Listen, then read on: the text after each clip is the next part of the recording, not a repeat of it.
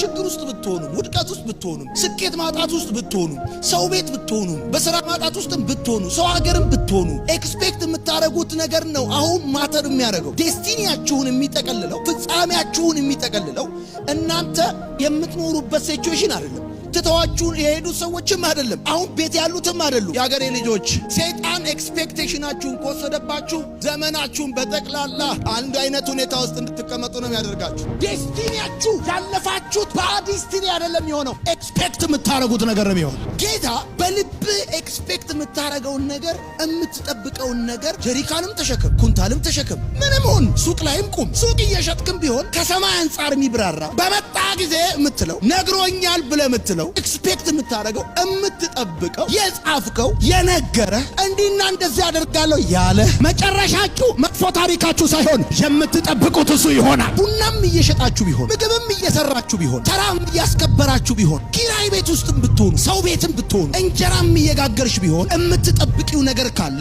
ይመጣል አንድ ቀን ይገላግለኛል ይመጣል ከዚህ እሳት ውስጥ ያወጣኛል ረጅም ዘመን አልጋ ላይ የተኛችሁ በቴሌቪዥን የምትከታተሉኝም ሰዎች ከሆናችሁ አመታት አስቆጥራችሁም ከሆነ አልጋችሁ ላይ መጀመሪያ አካባቢ የሚመጡ ጥያቄዎቻችሁ አሁን ላይ መጡ ይችላል በመጀመሪያ አካባቢ የሰማችሁት የእግዚአብሔር ቃልና ትንቢትም አልሆነም ሊሆን ይችላል አሁንም ግን በልባችሁ ይሄንን ኤክስፔክቴሽን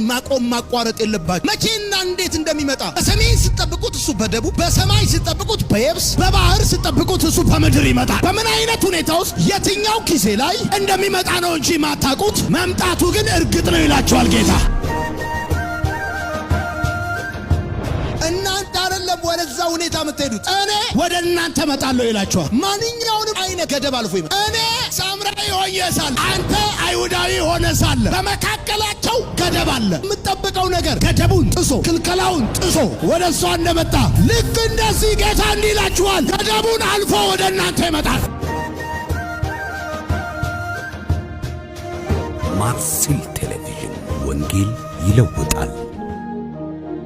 ችግር ውስጥ ብትሆኑ ውድቀት ውስጥ ብትሆኑ ስኬት ማጣት ውስጥ ብትሆኑ ሰው ቤት ብትሆኑ በስራ ማጣት ውስጥ ብትሆኑ ሰው ሀገርም ብትሆኑ ኤክስፔክት የምታረጉት ነገር ነው አሁን ማተር የሚያደርገው ዴስቲኒያችሁን የሚጠቀልለው ፍጻሜያችሁን የሚጠቀልለው እናንተ የምትኖሩበት ሲቹዌሽን አይደለም ትተዋችሁን የሄዱ ሰዎችም አይደለም አሁን ቤት ያሉትም አይደሉ ያገሬ ልጆች ሰይጣን ኤክስፔክቴሽናችሁን ከወሰደባችሁ ዘመናችሁን በጠቅላላ አንድ አይነት ሁኔታ ውስጥ እንድትቀመጡ ነው የሚያደርጋችሁ ዴስቲኒያችሁ ያለፋችሁት በዴስቲኒ አይደለም የሆነው ኤክስፔክት የምታረጉት ነገር ነው የሚሆነው ጌታ በልብ ኤክስፔክት የምታረገውን ነገር የምትጠብቀውን ነገር ጀሪካንም ተሸከም ኩንታልም ተሸከም ምንም ሁን ሱቅ ላይም ቁም ሱቅ እየሸጥክም ቢሆን ከሰማይ አንጻር የሚብራራ በመጣ ጊዜ የምትለው ነግሮኛል ብለህ የምትለው ኤክስፔክት የምታረገው የምትጠብቀው የጻፍከው የነገረ እንዲና እንደዚህ ያደርጋለሁ ያለ መጨረሻችሁ መጥፎ ታሪካችሁ ሳይሆን የምትጠብቁት እሱ ይሆናል ቡናም እየሸጣችሁ ቢሆን ምግብም እየሰራችሁ ቢሆን ተራም እያስከበራችሁ ቢሆን ኪራይ ቤት ውስጥም ብትሆኑ ሰው ቤትም ብትሆኑ እንጀራም እየጋገርሽ ቢሆን የምትጠብቂው ነገር ካለ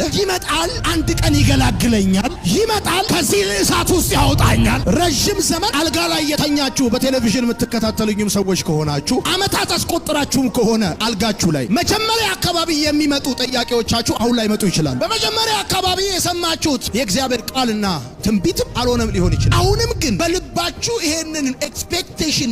ማቋረጥ የለባችሁ መቼና እንዴት እንደሚመጣ በሰሜን ስትጠብቁት እሱ በደቡብ በሰማይ ስትጠብቁት በየብስ በባህር ስትጠብቁት እሱ በምድር ይመጣል በምን አይነት ሁኔታ ውስጥ የትኛው ጊዜ ላይ እንደሚመጣ ነው እንጂ ማታቁት መምጣቱ ግን እርግጥ ነው ይላችኋል ጌታ